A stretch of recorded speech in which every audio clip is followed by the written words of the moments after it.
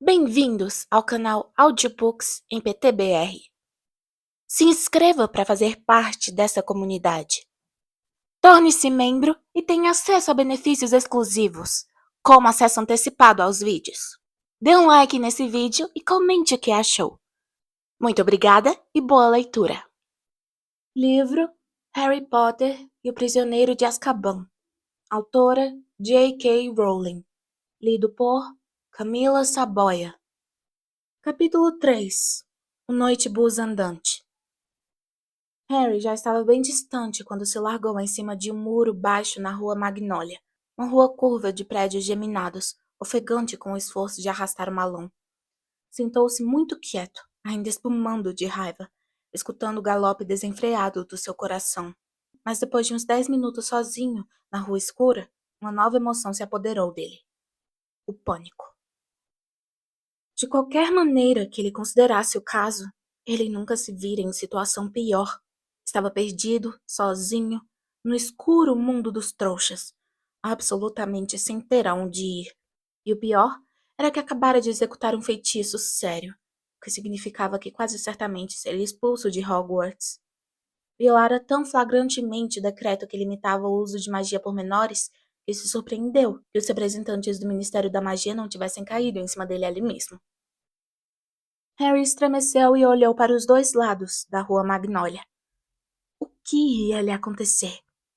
Seria preso ou simplesmente banido do mundo dos bruxos? Ele pensou em Ron e Hermione, e seu coração ficou ainda mais apertado.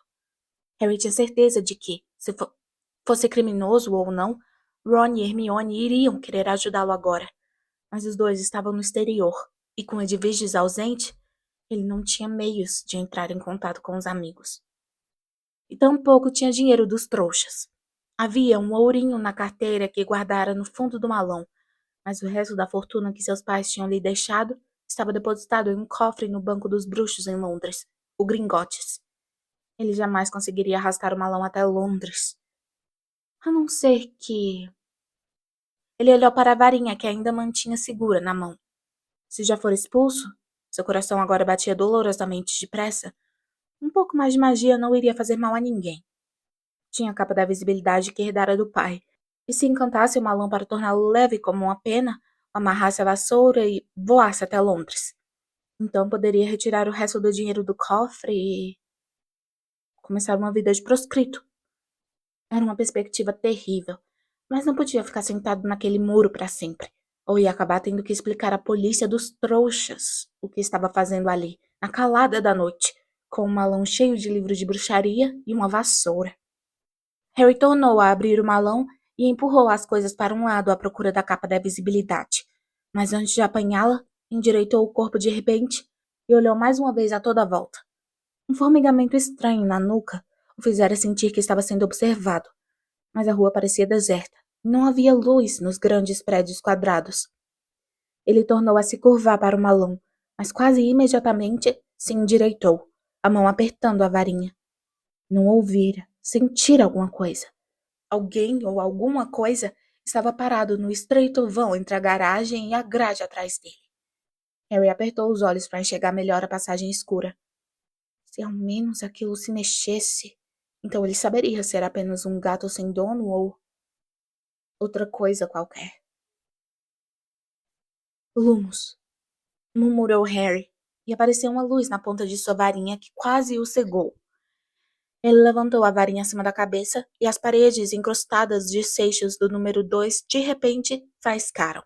A porta da garagem reluziu e entre as duas Harry viu, com muita clareza, os contornos maciços de alguma coisa muito grande, com olhos enormes e brilhantes. Harry recuou. Suas pernas bateram no malão e ele tropeçou. A varinha voou de sua mão quando ele abriu os braços para amortecer a queda e aterrissou com toda a força na sarjeta. Ouviu-se um estampido ensurdecedor e Harry ergueu as mãos para proteger os olhos da luz repentina e ofuscante. Com um grito, ele rolou para cima da calçada bem em tempo. Um segundo depois, 2 faróis altos e 2 gigantescos pneus pararam cantando exatamente no lugar em que Harry estivera caído. As duas coisas pertenciam, Harry viu quando ergueu a cabeça, a um ônibus de 3 andares, roxo berrante, que se materializara do nada. Letras douradas no para-brisa informavam: o Noitebus andante. Por uma fração de segundo, Harry ficou imaginando se o tombo o teria deixado abobado. Então, um condutor de uniforme roxo saltou do ônibus para anunciar em altas vozes aos ventos da noite: bem-vindo ao Noitebus andante, o transporte de emergência para bruxos e bruxas perdidos. Basta esticar a mão da varinha, subir a bordo e podemos levá-lo aonde quiser. Meu nome é Stanislaw Champike, Lalau, e serei seu condutor por esta noite. Lalau parou abruptamente. Acabara de avistar Harry, que continuava sentado no chão. O menino recuperou a varinha e ficou de pé como pôde. Aproximando-se, viu que Lalau era apenas alguns anos mais velho do que ele.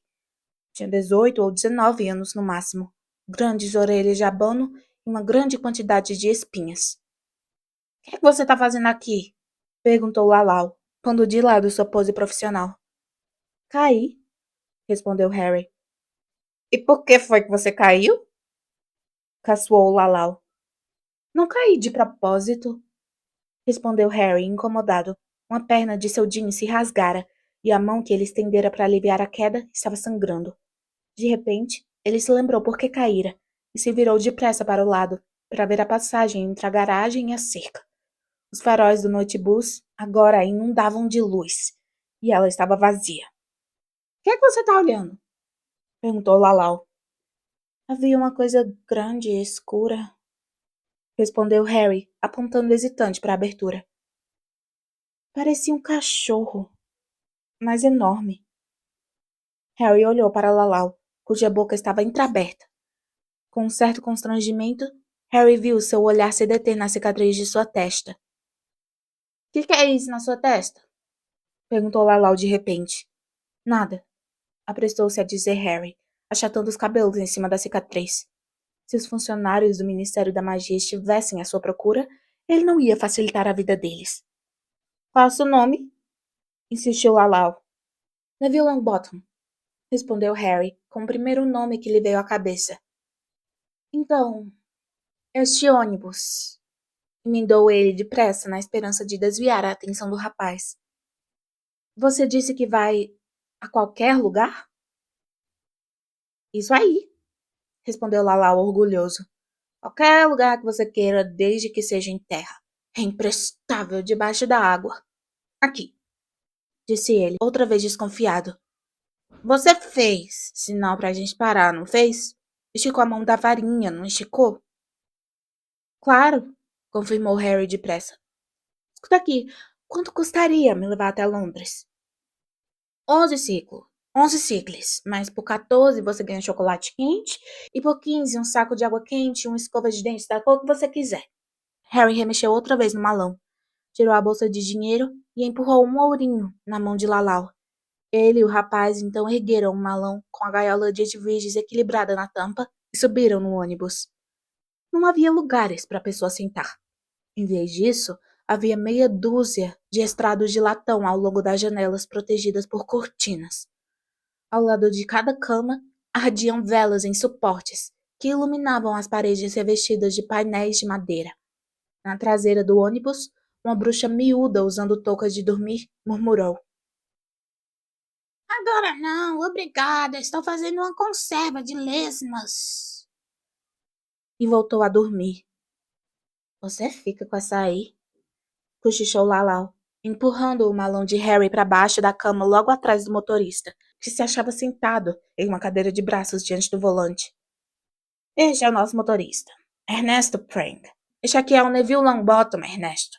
Ernesto Prang, um bruxo idoso que usava óculos de grossas lentes, cumprimentou com um aceno de cabeça o novo passageiro, que tornou a achatar nervosamente a franja contra a testa e se sentou na cama. Pode mandar ver, Ernesto, disse Lalau, sentando-se na cadeira ao lado do motorista. Ouviu-se mais um estampido assustador. No instante seguinte, Harry se sentiu achatado contra a cama, atirado para trás pela velocidade do Noitebus. Endireitando-se, o menino espiou pela janela escura e viu que agora deslizavam suavemente por uma rua completamente diferente. Lalau observava o rosto surpreso de Harry, achando muita graça. Era aqui que a gente estava antes de você fazer sinal para o ônibus parar, disse ele. Onde é que nós estávamos, Ernesto? Em algum lugar do país de Gales? Uhum, respondeu o motorista. Como é que os trouxas não ouvem o ônibus? Perguntou Harry. Os trouxas! Exclamou Lalau com desdém. Eles lá escutam direito e também não enxergam direito. Nunca reparam em nada, não é mesmo? É melhor em acordar Madame March, Lalau, disse Ernesto. Vamos chegar em Abergavenny dentro de 1 minuto. Lalau passou pela cama de Harry e desapareceu por uma estreita escada de madeira. Harry continuou a espiar pela janela, sentindo-se mais nervoso a cada hora. Ernesto não parecia ter dominado o uso do volante. O Noitebus a toda hora subia na calçada, mas não batia em nada. Os fios dos lampiões, as caixas de correio e as latas de lixo saltavam fora do caminho quando o ônibus se aproximava e tornavam à posição anterior depois de ele passar. Lalau voltou do primeiro andar, seguido de uma bruxa meio esverdeada e embrulhada em uma capa de viagem. Chegamos, Madame March! Exclamou Lalau alegremente, enquanto Ernesto metia o pé no freio e as camas deslizavam bem uns 30 centímetros para a dianteira do ônibus. Madame March cobriu a boca com um lenço e desceu as escadas, titubeante. Lalau atirou a mala para ela e bateu as portas do ônibus. Ouviu-se novo estampido, e o veículo saiu roncando para uma estradinha do interior, fazendo as árvores saltarem de banda. Harry não teria conseguido dormir mesmo se estivesse viajando em um ônibus que não produzisse tantos estampidos e saltasse 1,5 km de cada vez. Seu estômago deu muitas voltas quando ele tornou a refletir no que iria lhe acontecer, e se os Dursleys já teriam conseguido tirar a tia Guida do teto. Lalau abrira um exemplar do Profeta Diário e agora o lia mordendo a língua. Um homem de rosto encovado e cabelos longos e embaraçados piscou devagarinho para Harry em uma grande foto na primeira página. Pareceu-lhe estranhamente familiar. Esse homem! Exclamou Harry, esquecendo-se por um momento dos próprios problemas. Ele apareceu no noticiário dos trouxas.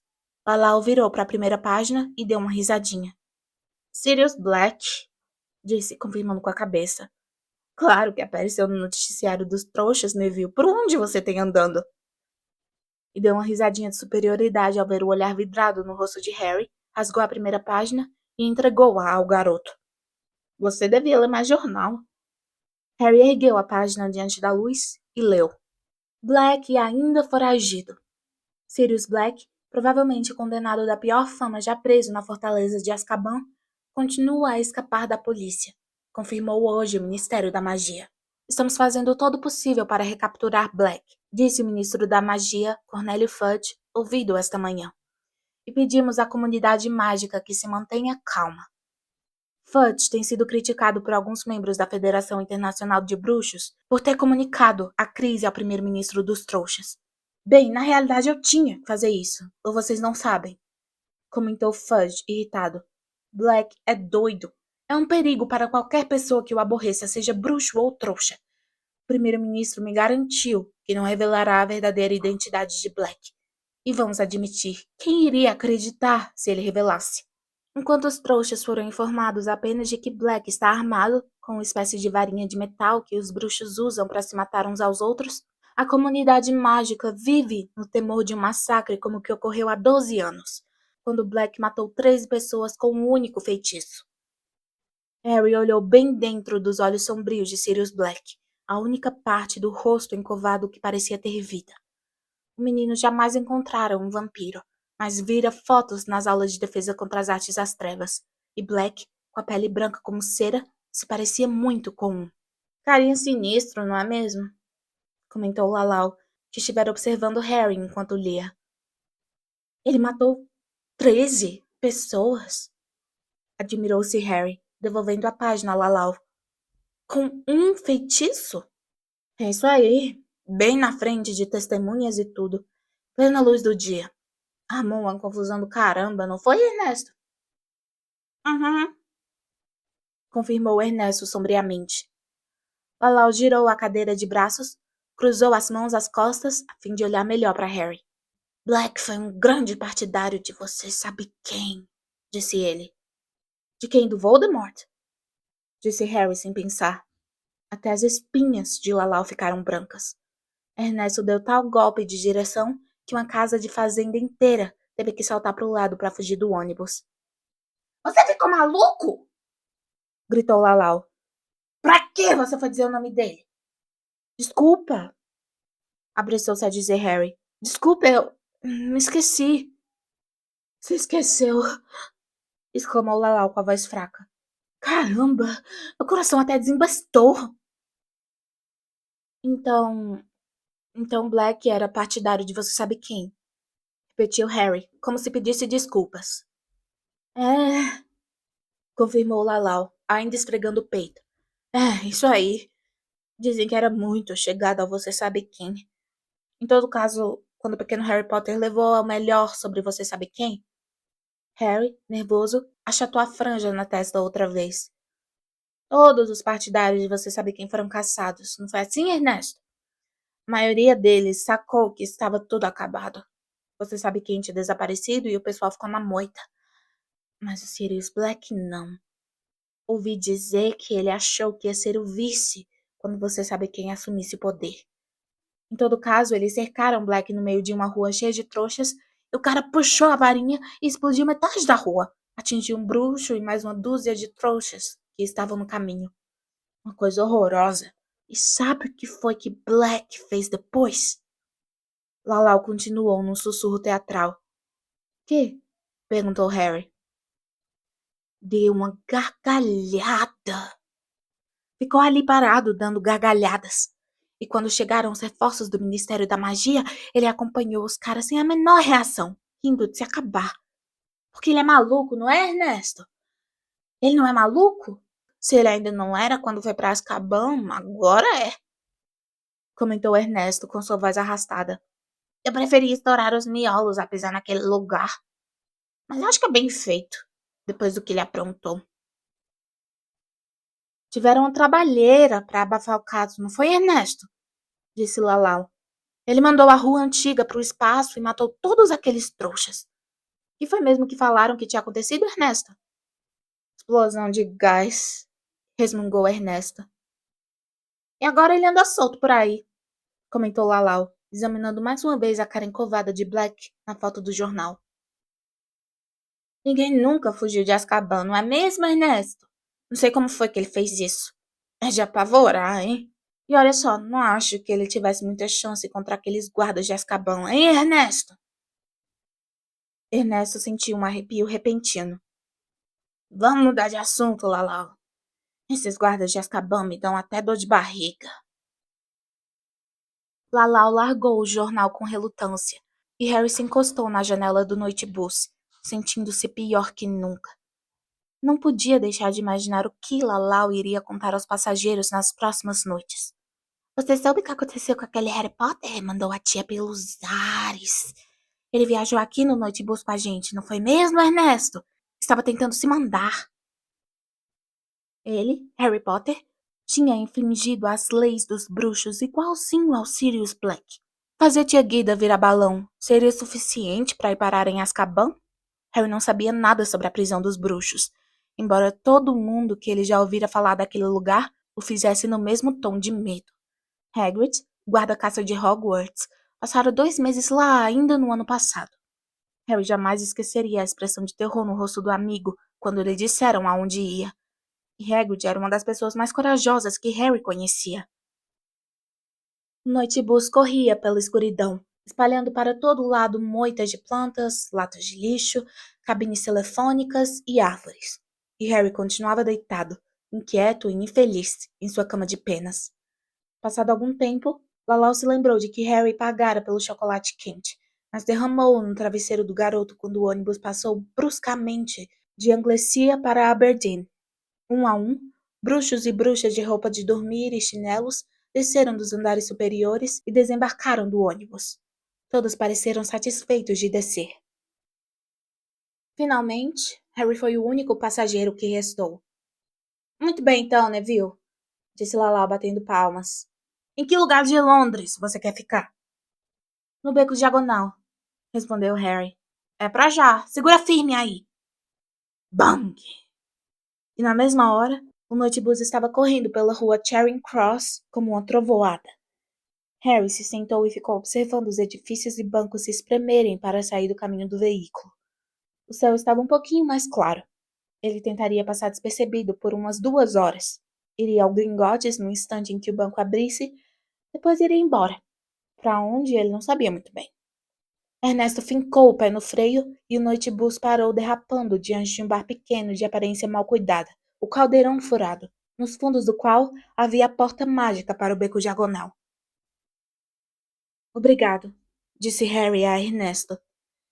Ele desceu os degraus com um pulo e ajudou Lalau a descer o malão e a gaiola de Edviges para a calçada.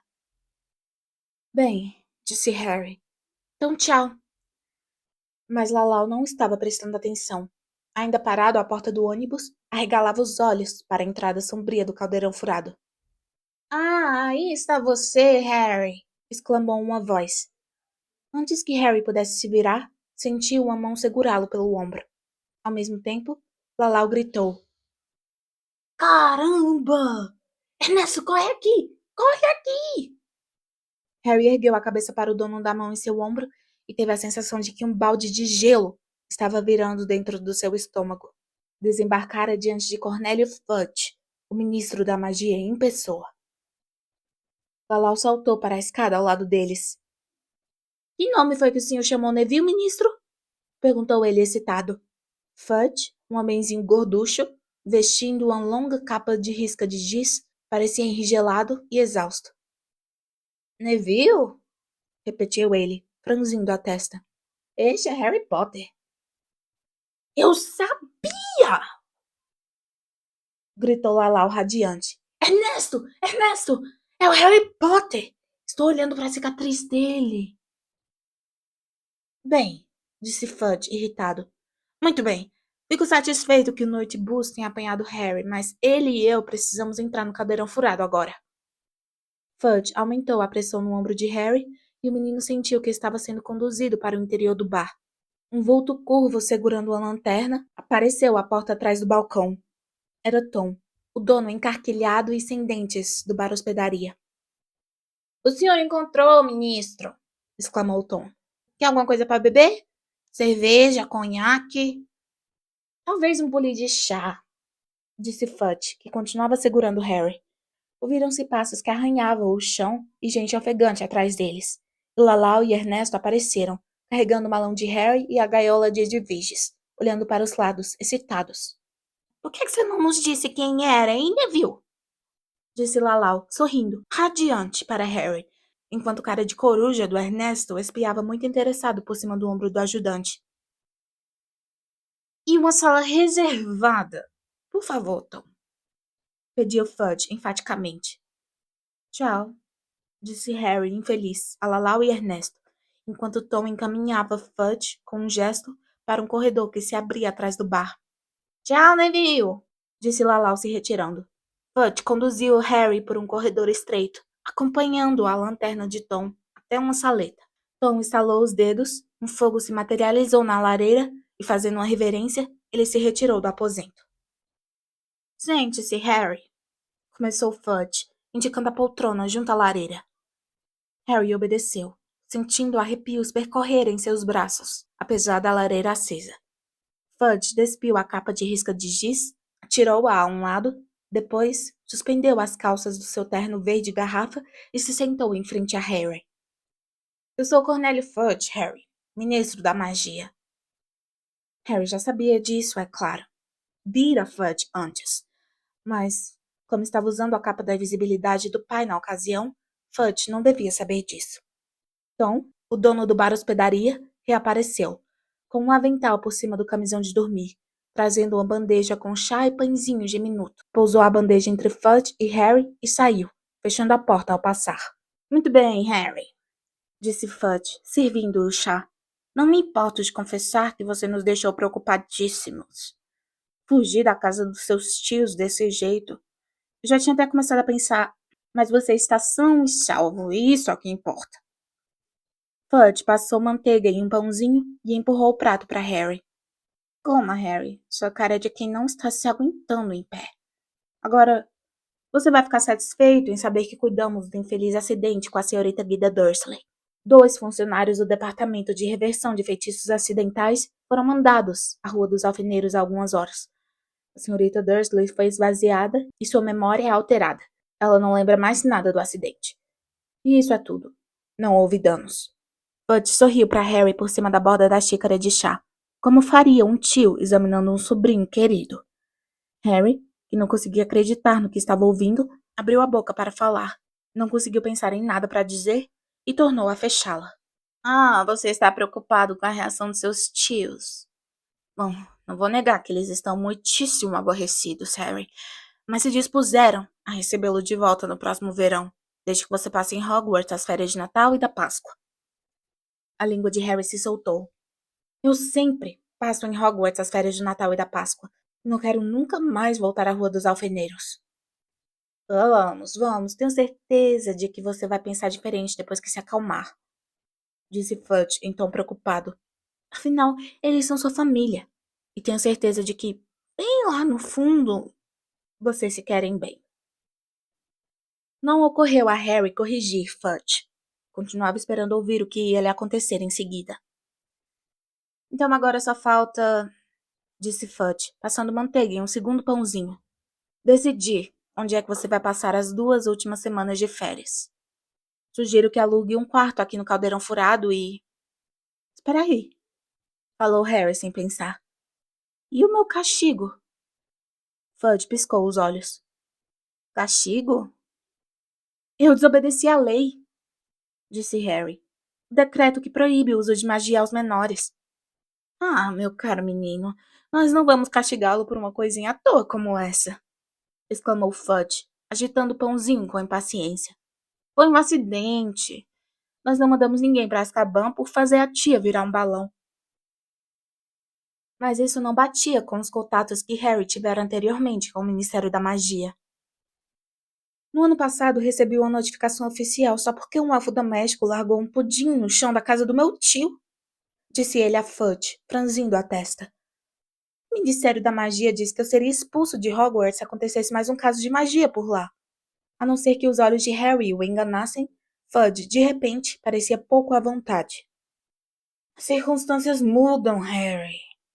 Temos que levar em consideração, no clima atual... Com certeza você não quer ser expulso. Claro que não, disse Harry. Bom, então, por que toda essa agitação? Riu-se Fudge.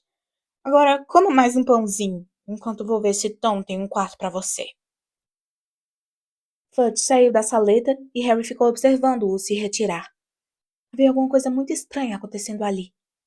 Por que Fudge viera esperá-lo no caldeirão furado se não ia castigá-lo pelo que fizera? E agora, pensando bem, com certeza não era normal o ministro da magia se envolver pessoalmente com casos de magia praticado por menores. Fudge voltou acompanhado de Tom, o dono do bar hospedaria. O quarto 11 está livre, Harry, anunciou Fudge. Acho que você vai ficar muito bem instalado nele. Mas tem uma coisa, estou certo de que vai compreender. Não quero você passeando pela Londres dos trouxas, certo? Fique no beco diagonal. E tem que voltar todos os dias antes do escurecer. Tenho certeza de que vai compreender. Tom vai ficar de olho em você por mim. Tudo bem? Disse Harry lentamente. Mas por que? Não queremos perdê-lo outra vez, não é mesmo? Disse Fudge com uma risada calorosa. Não, não. É melhor sabermos onde é que você anda. Quero dizer. Fudge garreou alto e apanhou a capa de risca de giz. Bom, vou andando. Muito o que fazer, sabe? Já teve alguma sorte com Black? Perguntou Harry. Os dedos de Fudge escorregaram no fecho de prata da capa. O que foi que você disse? Ah, você ouviu falar. Bem, não, ainda não. Mas é só uma questão de tempo. Os guardas de Azkaban até hoje não falharam.